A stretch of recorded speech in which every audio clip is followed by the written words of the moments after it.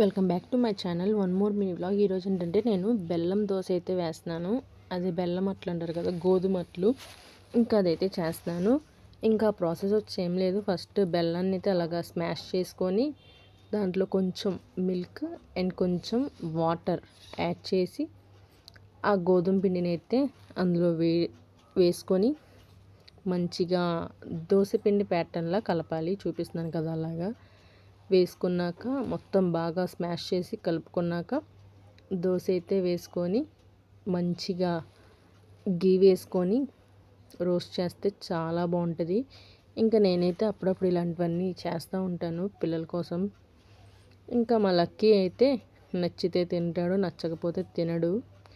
ఇంకా నేనైతే వేస్తూ ఉంటాను, తిన్నా తినకపోయినా. ఇంకా నా నుంచి ఏమైనా వీడియోలు కావాలంటే కమెంట్ బాక్స్లో కమెంట్ చేయండి. ఇంకా దోశ అయితే చాలా స్మూత్గా ఉంది.